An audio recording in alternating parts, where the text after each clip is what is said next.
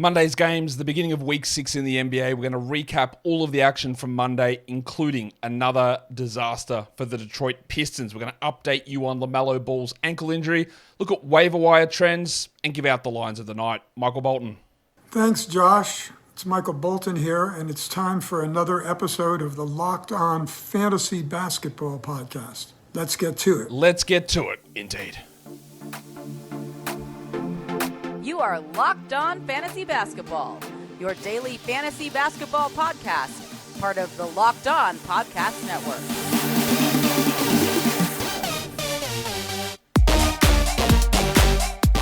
Hello and welcome to the Locked On Fantasy Basketball podcast brought to you by Basketball Monster. My name is Josh Lloyd and I can barely recognize my own dick.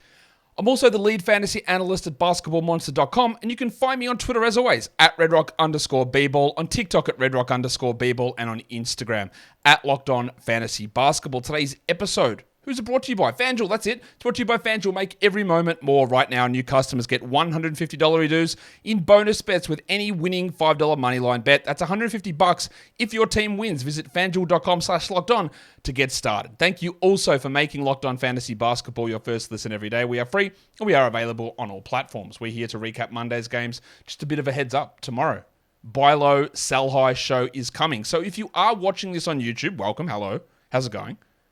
Can you drop down below in the comments of this video who you think is going to be featured on the Buy Low, Sell High show tomorrow? I don't normally do that at the start of the show. I don't normally give you a little bit of a call to action at the start. Hey, also, hit subscribe, hit notification bell. If you're listening on audio, do the same. But if you are watching, who do you think is going to be on the Buy Low, Sell High show tomorrow?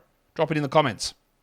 We're here to talk about the games from Monday, only 5 games on, so we're going to dig into those. Couple of blowouts in there as well, which is never ideal in terms of trying to understand where fantasy value lies. But that's it. That's fine. It happened. We're all good. We understand that. Let's just recap some news, though, that did go on. And we got the designation from the Hornets, and I think I've mentioned this in one show, but I'll do it again now. This organization is disastrous. They're shitful from top to bottom. And I like a lot of their players. Some, not so much. I do like a lot of their players. Their fans are cool, as nearly all fans are cool, apart from the Toronto fans. You guys know you suck. You understand that. The Hornets have listed Lamelo Ball doubtful. Oh, is that good news, Josh? Well, it would be if it was any other franchise that wasn't the Hornets. This is a team that last season listed Gordon Hayward doubtful when he was out for 3 weeks. Listed Terry Rozier doubtful when he was out for 3 weeks. Listed Cody Martin out as doubtful. And he played 3 games for the entire season. And they just kept doing it and doing it and doing it. The only positive news we have at the moment is that Lamelo Ball's x-rays were negative. So there's no fracture. I'm not in the camp of people who think that this is a significant injury that's going to keep him out for months. I am thinking it is multiple weeks. The doubtful tag doesn't change that because this is a lying organization who lies about lying and lies about injury reports and is unscrupulous with unscrupulous with anything that they do. Sorry, they just are. And I don't take this as anything. Doubtful means nothing to me. What it does mean, though, is that it's not like an injury that they can hide from. But remember, Gordon Hayward was listed doubtful, and his wife comes out and goes, hey, you blokes, he's got a fractured shoulder blade. You might want to say something that isn't doubtful. But they just keep on going. And look, it's served them well. Look, this competitive advantage that they've get, it's been awesome for this franchise. They've been out there dominating, obfuscating all the injuries, keep their opponents guessing as they get their asses blown off every game. Keep doing you, Charlotte. We love you, and I won't stop roasting you until you fix your nonsense, which will probably be never. But anyway, Lamelo Ball is doubtful. All that means for us from fantasy, he's not going to play. Let's get that. And if I am wrong, and if he actually does play or he plays the next game, I will apologize to Charlotte. I won't apologize for all the previous stuff that they've done because that was true. What does this mean in terms of fantasy value? Rozier, Hayward, Washington, Miller all maintain 12-team value. Go grab them if any of them are available. Ish Smith's a deeper league guy. Bryce McGowan's is the deepest league guy, and that is about it. That's really it. Honestly, because what we had, right? We had Rozier out, and all that value was there. Rozier back, Ball out, so the value sort of stays what it was. So if you weren't looking at adding Ish Smith or Bryce McGowan's or Teo Maledon when Rozier is out, you don't add him now. It's just the same sort of guys keep value. Keegan Murray has been downgraded to doubtful, so that would suggest to me that he won't play for the Kings tomorrow. Barnes' value up, Herter's value slightly up, Lyle's value slightly up, Duarte's value goes from the basement to half of the step above the basement. Not a 12-team league guy. Watch as he drops 20 points on 4 shots tomorrow.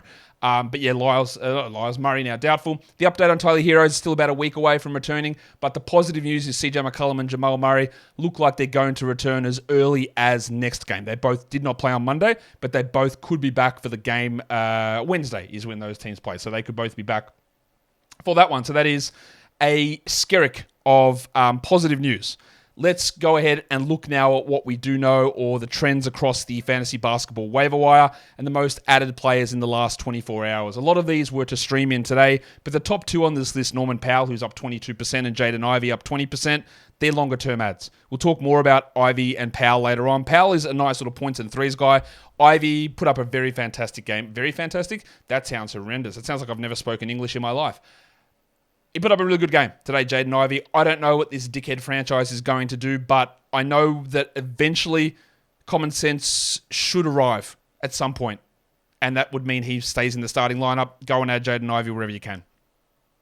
Remember when we did the pregame show? I think it was early last week, and I went, I have to put a bid in here. Ivey's going to start. We're putting a bid in. And Adam King, I don't know if he watched the show. He probably did. I'm watching New King. He outbid me. It was like $15 to $17 or something in industry pickup. L to me, W for you, Kingy. Matisse Thybulle up 15%. That's just, he put up one of the weirdest lines ever today. We know what that is. That's a stream. DeAndre Hunter, people did react to the big scoring note. Remember, you do not get credit for that game. I still do believe that Bogdanovic and Bay are better options than Hunter. No problem adding Hunter. Absolutely none if you want to do it. I still like the other guys more. Kelly Olynyk up 13%. Well, he's not Omer Yurtseven. I don't think we're going to hold on to Olynyk, but we'll talk about that later. And then Obi Toppin up 12%, and we just went back to the old Obi Toppin today, and I reckon we can end up moving on from him. Let's talk about the most dropped players. Unfortunately, the Cavs lied when they said Craig Porter Jr. would be part of the rotation because he was not. So you can move on from Craig Porter, down 28%. Jeremy Sohan down 22%. People thought knee soreness means a long-term injury. I don't know about that. You can drop him, no problem. But people just reacted to him not playing that second half and moved on. Bismack Biyombo down 14%. I think we'll end up with him being a drop, but I don't know that I would have done it just yet.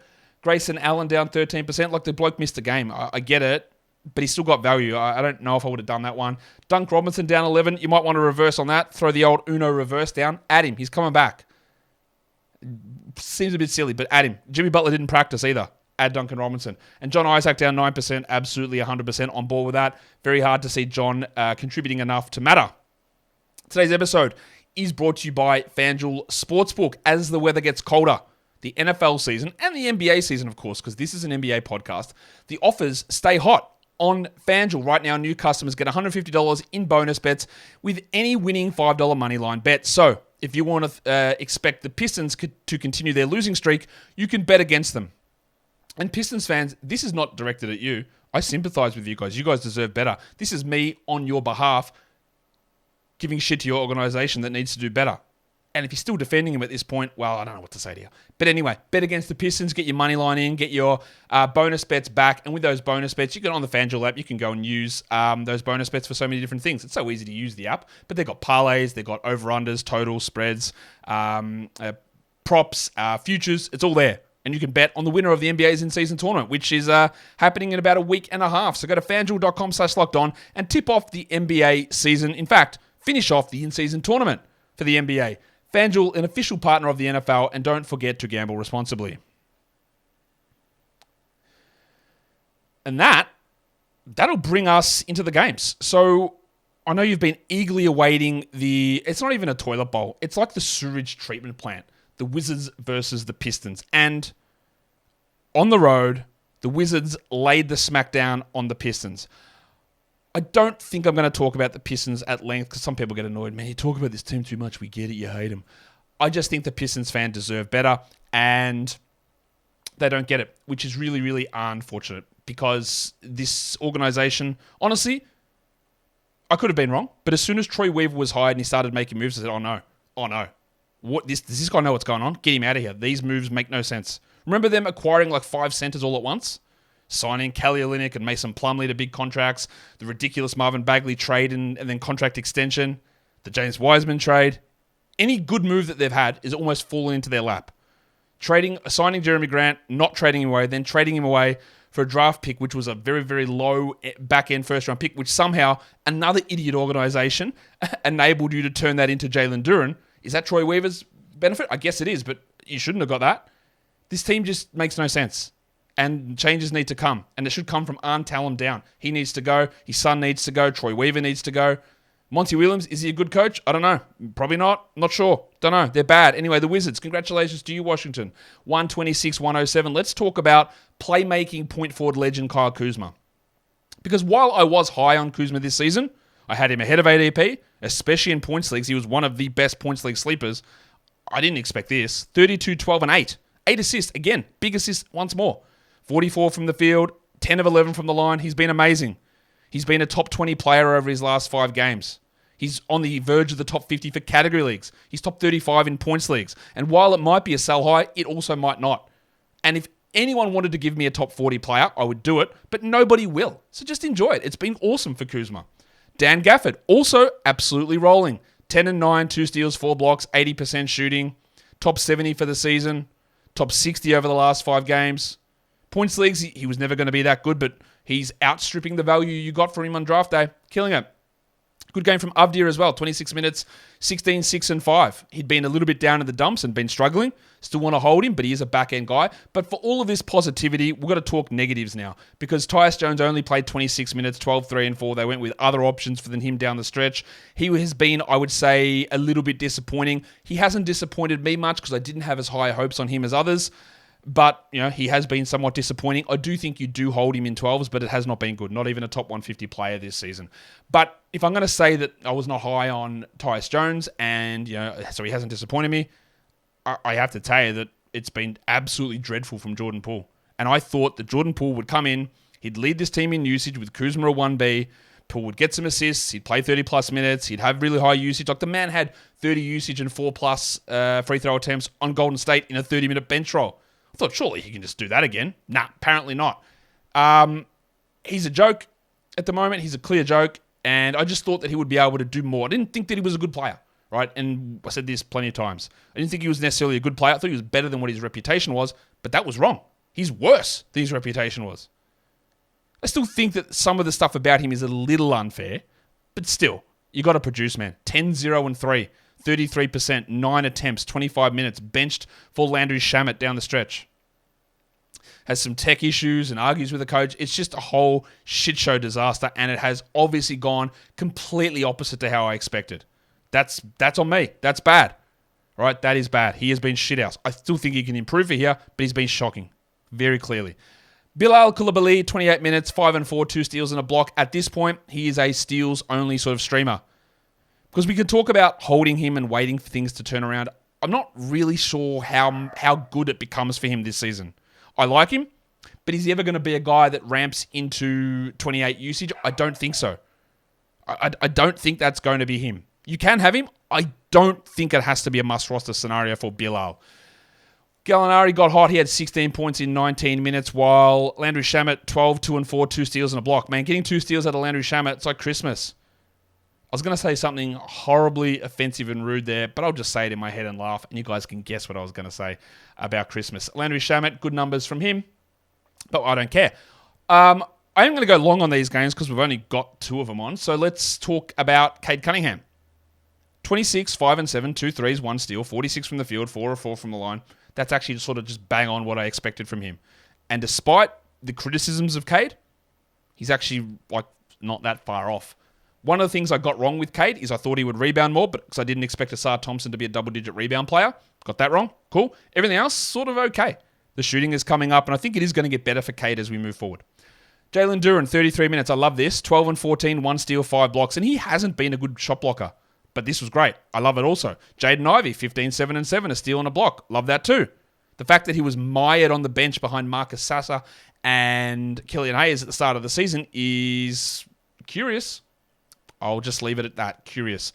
I think you should be adding Ivy. And Asar Thompson has slowed down, but 16 and 4, 2 steals and a block. You don't drop him. No, God no. You definitely don't drop him. He was going to slow down, and he did. Marvin Bagley III out of the rotation. He started last game. He's out of the rotation, and Marvin Bagley IV was the reserve center. 9 minutes for James Wiseman, 8 and 4, who continues to be bad. He continues to suck, James Wiseman, because he's bad. And whatever player they use there, it doesn't matter. What this team should do is the man that they are masquerading as a starting power forward, Isaiah Stewart, he should be benched. He should be the backup center because that is all that he is. I don't understand why this has taken, or it still hasn't happened. Why does this team not realize this is not the man for the starting power forward job? For as much heart as Isaiah Stewart brings, he's not good enough at basketball to be in this position. 7 and 8, 27%, 1 of 7 from 3. He's not good enough. He shouldn't be playing in this role. And hopefully when Bojan returns, Bojan starts, Stewart moves to the bench. But I am shit scared that Monty is going to bench Asar or Ivy, and I will lose my shit. I'm not going to lose it preemptively, but I will lose it if that happens. Stewart is not a 12-team league guy. He has value if Duren is out, but if Duren plays, he is not useful. Get him out of here. 23 minutes for Isaiah Livers, one of the worst per-minute producers in fantasy. His spacing is important, and that's why he gets minutes, while Marcus Sasser played 22 minutes, and Alec Burks played 13 minutes, and Killian Hayes, what a weird line. One shot, missed it, but had 3 blocks and 3 assists. I think that he is going to suffer a loss of minutes when players return. I think there just was a lot to talk about in that game, so I'm sorry I went on quite a bit about it. I think there's just a lot to talk about with both of those franchises and where we head with them moving forward. Today's episode is also brought to you by Prize Picks. Prize Picks is the largest daily fantasy sports platform in North America. It's also the easiest and the most exciting way to play DFS. It's just you against the numbers. Instead of battling against thousands of players with their spreadsheets and lineups and pros and sharks and all that sort of stuff, it's you against player projections. They put them up, you knock them down. More or less, that's all you need to say.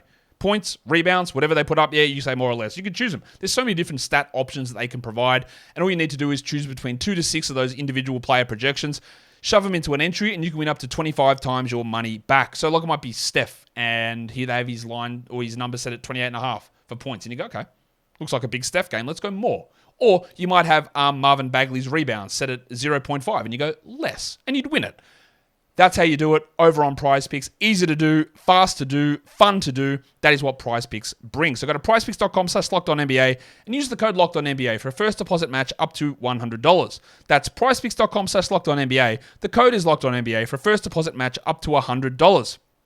Prize Picks is daily fantasy made easy. All right. Let us move into the next game after taking a long time on that one. I don't think there's a huge amount to talk about as the Lakers got their pants absolutely pulled down. We got their ass bare red and they got killed. 138-94 against the Sixers. The Lakers are without Reddish, Hachimura, Vanderbilt, and Vincent. And while that seems like, they're a bunch of trash players, these are 4 rotation players for the Lakers.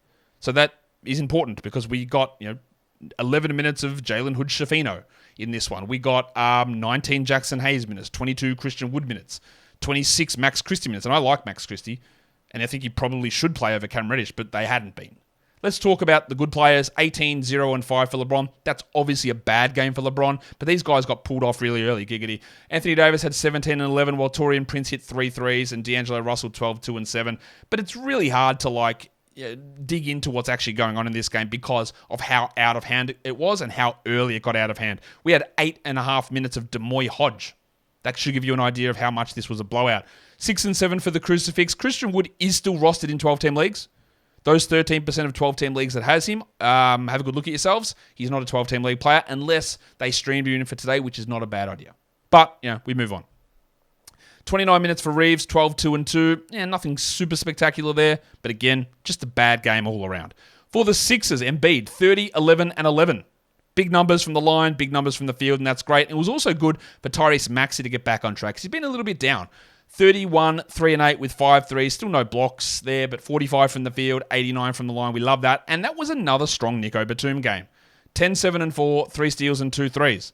The Kelly Oubre potential return, which might happen in the next 3 games, will have an impact on Batum somewhat. Batum is a solid 14-team league guy at the moment. He's actually top 150 over the last 2 weeks on a per-game basis. That's enough for 12-team streams and 14-team league rosters.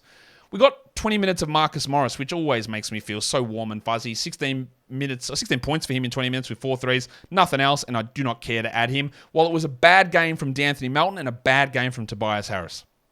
9 points for Melton with 2 assists and a steal. Please hold him. While the thick Hogsman went 8-5-0 on 25%. Tobias Harris, just a stinker from Harris. We knew Harris's numbers were going to come back down, and it's just been a really rough run of things. Maybe he's a name that appears on the Buy Low show tomorrow. I doubt it, but maybe he is. He could be. We'll see. But overall, just a lot of garbage time in this one. We actually got to see KJ Martin play for 5 minutes. A guy that I thought would be in the mix for rotation minutes just never gets... he's not there. He's not Patrick Beverley or Marcus Morris. And I didn't realize Nick Nurse was such a veteran backhander. I didn't realize he was daisy chaining the veterans as much as he does, but he does. He's big into the veterans. He loves a veteran, loves an old bloke. Let's look at the next game. It was the Portland Trailblazers on the road against the Pacers with a 114-110 win. And this is actually a low-scoring affair for a Pacers game. I would talk a lot about Jerami Grant and DeAndre Ayton being painful to watch, because for the most part, it's true. But they both put in really, really good performances here. So we give credit when it's due. 34-7 for Grant, 3 threes and 3 blocks, and 67% is amazing. 7 of 7 from the line is fantastic. DeAndre Ayton, don't look now, but the big fella's had 10 free throw attempts in his last 2 games. 22-13 with 4 of 4 from the line on 69%. These games from Ayton is what I thought he might be able to do before the Rob Williams trade, and I went, could this guy actually be top 30? And then, of course, he was dreadful. Well, not dreadful. He was insipid and uninspired. These lines, this is top 30. And in fact, he's actually the 33rd ranked player this season. Scope to improve. 36 minutes from Malcolm Brogdon on a back-to-back is actually insane behavior. What are we doing? I know you're showcasing for a trade. What are you going to showcase? That the man's hamstrings are going to break off like a rubber band that's been left in the sun? Why would we be doing this? But anyway, 24, 2 and 7. What else are we going to talk about? Shaden Sharp, 11, 5 and 6 on rough efficiency, but 3 steals is nice. His peripherals have come back up since other players are there. He is a hold, and we'll just reassess it when Simons comes. A lot of people in fantasy who ask me questions will ask questions like, hey man, is Sharp going to be a drop later on? Like, I think probably yes, but you don't have to make that decision. You don't have to make any decision like that now. You just hold the guy, and you roll the guy, and you fold the guy. Whatever, I'm just trying to make up shit here. But you just hold on to him, and we see what happens. We see what develops. Because this is good enough to hold for now. Thibault, I referenced it early. 29 minutes, 0 points. Cool. 1 rebound, 1 assist, 1 steal, 1 block. Just a weird line. Well, Kamara started and played 17 minutes and had 5 and 2. Look, obviously we're not touching Kamara in 12s. We're not touching Jabari Walker in 12s. And honestly, we're not touching Matisse Thybulle in 12s as a general rule. What else do we need to talk about? Oh yeah, Sterling Henderson, old Scooter. 22 minutes on a back-to-back for him. 13, 3 and 1, 40% from the field, but his 3-point shooting has been better. Rough from the line, 3 of 6. Now, the age-old question is going to happen here with Scoot. What do? He's been bad. Yes, he has. When you look in your rearview mirror, which, unlike Jimmy Butler, I have on my car, when you look in your rearview mirror, you can look back at Scoot's performance and go, man, that's shithouse. It's dreadful. Why would I roster him? But it's why rankings they have value, but they're not the be-all and end-all. Because what Scoot is now is not what he's going to be in 2 weeks. It's not what he's going to be in 4 weeks. It's not what he's going to be in February. But you all have individual situations you need to take care of. In a 10-team league, if he's your worst player, there's so much value on the wire that I think you don't need to hold Scoot. In a 12-team league, what's on your wire? Matisse Thybulle? It's probably not very much. But if you're also in a situation where you're losing and you've lost all 5 weeks and you're sitting terribly, it's not worth it. Now, for me, in industry pickup, you saw in the standings, I'm flying at the moment. Knock on wood, but I'm flying. So I can afford to hold Scoot for a long period of time. I don't even have him, but I have Keontae George, so I can afford to hold. Right? I just can afford to hold these guys. But there's always going to be a cutoff with rookies. Usually, if they've started the season, I give them until Thanksgiving, and if nothing has improved, we move on. Scoot missed all that time, so I'm probably going to give him to the middle of December. And if it's still the same and he's playing 25 off the bench and he's shooting poorly and he's averaging 12, 2, and 3, well, I'm not going to hold. But it's all going to be individual situation. If I can afford to hold, I will, because I think and I know the general rule with rookies, despite what you will get told out on Narrative Street, remember, this is something that social media accounts and media will tell you that is untrue. Oh, the rookie wall, Josh. They don't actually direct directly to me. They don't address it directly to me. That's not what they do. But people tell you, looks like they're going to hit the rookie wall. That is not real. It's real for like 10% of rookies. The other rookies, They all get better as the season goes on. They all improve as the season goes on. And while the rookie wall might come and it's a 2-game slump or a 3-game slump for someone, the general rule, and I have studied this shit for years and years and years, rookies get better as the season goes on. And Scoot is going to be significantly better in January than he is now as a general rule. But if you can't hold, you can't hold. It's okay. When you see it turn around, go and grab. And if you're in a strong position, in a slightly deeper than 10-team format, you hold. And whatever I just said then is going to go double when we talk Keontae George later on. It's the same story. Scoot's a little bit behind because he missed all that time. The Pacers. Miles Turner got in foul trouble. 11 and 8, 2 steals, 2 blocks. Fine. Tyrese Halliburton, 33, 2 and 9, 65% shooting. Does this man ever miss? What is going on with this guy? He's been unbelievable. If you picked him in the top 4 and people in your league criticized you, well, you have my permission to double barrel him. Give him 2 of those because he's been great. Brucey Brown, 11, 3 and 3 with 2 steals is good enough, but there was a big injury. And I'm not going to criticize the Pacers just yet, just a little bit. But Jalen Smith suffered an injury that looked pretty rough. His knee bent backwards, very similar to what we saw happen to Paul George at the end of the last regular season. They never actually told us what that injury was, but that's what it looked like. And then the Pacers come out and go, yeah, he's got a heel contusion. Brother, he might have a heel contusion, but that is 100% not what happened on that injury. His knee bent backwards in on itself. And does that lead you to bruise your heel? Perhaps. That's not what the injury was. So I'm expecting this going to be missed time here for Jalen Smith. This will put Isaiah Jackson, I'm guessing, into the backup center role. Jackson played 10 minutes, had 2 and 5 with a block. This man is an unbelievable permanent shot blocker who can't play more than 20 minutes because of foul trouble. But he's going to have opportunities at times when Turner gets in foul trouble. But the problem is that when Turner gets into foul trouble and Smith and Jackson comes in, Jackson will also get into foul trouble. I've had multiple people ask me, man, do I go and add Isaiah Jackson in 12s? No, you don't. In deeper leagues, sure, you can go and add Isaiah Jackson in deeper leagues. He's going to be a very good 16-team league guy, a solid enough 14-team option, and there will be stream appeal for Isaiah Jackson in 12s. But he's not a guy we rush to add as a backup center who gets in foul trouble, who's a one-cat contributor. I don't like that as a 12-team add. Ober Toppin, 9 points in 19 minutes. We do not roster him in 12-team leagues. While Aaron Nesmith played 25 and had 7 and 3 with 3 steals, we also don't need to roster him in 12s. If you go slightly deeper, that looks more like a 14-teamer league, then both Toppin and Nesmith are options there. Speaking of not 12-team league players, Ben Mathurin had 11 and 4 on 40% shooting with nothing else. He looks bad. He was benched for defensive issues. And Bud Hield. We put him under the lens 2 days ago, or yesterday, and said this shit is not going to happen. It was the perfect thing. Elevated to a starting role, never missing a shot, makes it look like all of the production comes from starting. I'm glad that's been dispelled. 9, 1 and 3, 30% shooting. He did have a steal and a block. Still hold Bud Hield, but what he was doing was nonsense. It was ridiculous, and it was never going to hold at that level. And yeah, at least you were prepared for him to drop off, which is exactly what happened here.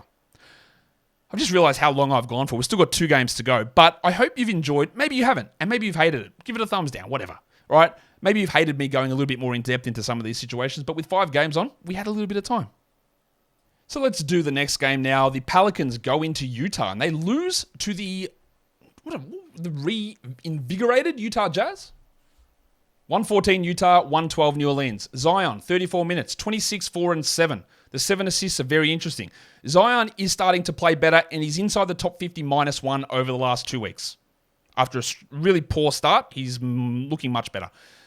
Another strong game from Najee Marshall. I don't really care, but it was good. 14 and 9 with 3 steals. I definitely am not adding Najee, but deeper leagues, there's a little bit of something there. While Ingram had 25, 4 and 5, pretty empty, but good nonetheless. And 30 minutes from Valanciunas. We are seeing more Valanciunas and Zion together, which we did not see last season. That boosts his value, but part of what Valanciunas' high value or ranking had been was insane blocks, and they are coming back. 14 and 13 for Valanciunas, while Herb Jones, we knew there would be a cool-off here as well. 10, 4 and 0. 1 steal, 0 blocks. When your game relies upon low volume, high variability stats, blocks and steals, you are going to have weeks where you are top 20. You are going to have weeks where you're 180th. And we've seen that with Herb. He's still a 12-team league player, but this is what is going to happen. Rough from Dyson Daniels, 2, 3, and 4 on 17%. With CJ's return coming, if there's a player on the wire, Jaden Ivey, who you want to go and grab, do it. Drop him, move on, get someone else. Well, I think the same goes for Jordan Hawkins, not a 12-team must-hold player. He was fine, 13-5 with 3 threes, but you don't have to hold. You can, but you don't have to hold. I wouldn't have added Jose Alvarado. I don't know if you did or not. 4, 1, and 2 for him in 14 minutes. I wouldn't have done that. Well, Larry Nance, he was one of their most important players last season and just can't really get anything going. I fear, and I love Larry Nance as a player, I fear that we are in washed watch territory.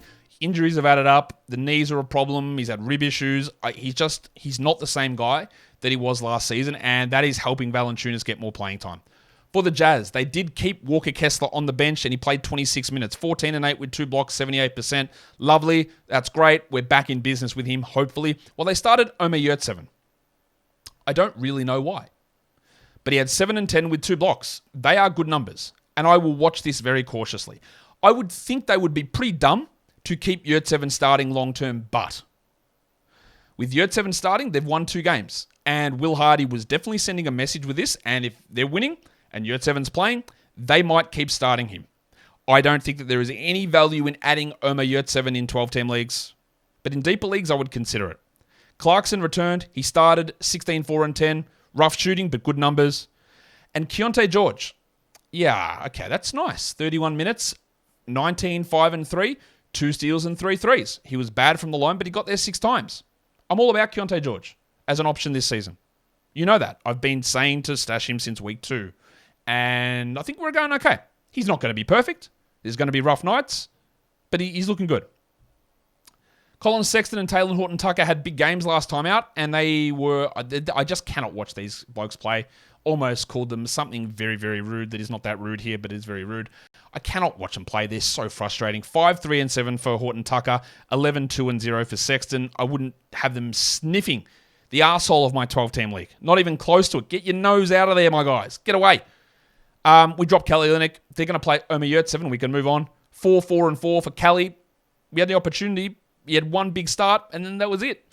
And Abaji had 12 points in 16 minutes. An absolute stinkfest from John Collins. There have been a lot of people who have been very excited with what Collins has brought this season. I'm not one of them. I think he's been okay, but he was getting drafted around 100. He's giving around that value. I have not been excited once about what John Collins has done. 12 and 3 with 2 threes is whatever. It's fine. This was a bad game, admittedly, but he's been mid. Yes, you should roster him, but he's mid. Fontecchio, 14, 4, and 2, 2 steals, 3 threes. Really good game from Simone. Obviously, Lauri Markkanen is out, and Lauri Markkanen is dealing with a hamstring strain. That's 2 games missed. I'm going to suggest that Lauri is out the rest of this week. NBA and hamstring injuries, we know they dick us around, but I don't think that Lauri plays this week, so this rotation might actually just stay the way it is. If I look at the roster percentage of guys, Kelly Olynyk needs to be dropped. Colin Sexton needs to be dropped. Taylor Horton-Tucker needs to be dropped in 12-team leagues. And in 14s, I would keep Olynyk and I'd probably drop Sexton and I'd probably keep Horton-Tucker there. George needs to be rostered. Kessler obviously does. Yurtseven, I still don't really know where to go with this. I would hope that Kessler gets that starting spot back soon. But Omer hit a 3. Nice rebounding. Some deeper league appeal for Omer for now at least. All right, and then we've got the old last game of the night. What on earth? Clippers, my guys. No Aaron Gordon, no Jamal Murray for the Nuggets, no Nikola Jokic, and they beat the Clippers on the road on a back-to-back 113-104. Because it was the Reggie Jackson and DeAndre Jordan revenge game extravaganza. Jackson played 40 minutes, 35, 5 and 13, 2 steals and 3 threes, 79% shooting, an unbelievable game. It's all likely to end because Jamal Murray, I think, is back next game. You can hold Jackson for one more. If you have been streaming him, I don't know if you have been, you should have been. We can move on. Also, we talked about this. We said that last game, DeAndre Jordan took over the backup role ahead of Zeke Naji. Jokic was out. Jordan had 21, 13, and 5, 2 steals and a block and 73%. Of course, he was bad from the line. They started hacking him towards the end. But that's just an unbelievable line. It's ridiculous. Now, there's nothing here we do. We don't add DeAndre Jordan, obviously. But that's a big line. And look at how did the Nuggets win this with their 3 best contributors being Reggie Jackson, DeAndre Jordan, and Justin Holiday. 12 and 6, 2 threes, and 1 steal. Now, so many people tweeted at me or commented, you got to take these guys off watch. So we might as well just play it anyway. DeAndre Jordan is washed. Like, let's be fair. Justin Holiday is too. But sometimes washed players turn in big games. And they did, and they were amazing. Michael Porter Jr. wasn't able to step up. 8 and 10 in 29 minutes on 23%. Nor was KCP. 12, 3 and 2 on 21%. And Christian Brown went backwards. 0 points in 12 minutes for Brownie. He is, really been disappointing. Now, he was not someone I was interested in drafting at all, but he's not really taken many steps forward. Peyton Watson had 2 steals and a block. That's just doing his thing. And Julian Strawther also stepped up with 9 points in 3 threes. But, of course, there are 3 starters out here, and all 3 of these guys could be back for their next game. So Jackson, Jordan, Holiday are all going to go back to the bench, and their value's not going to be there.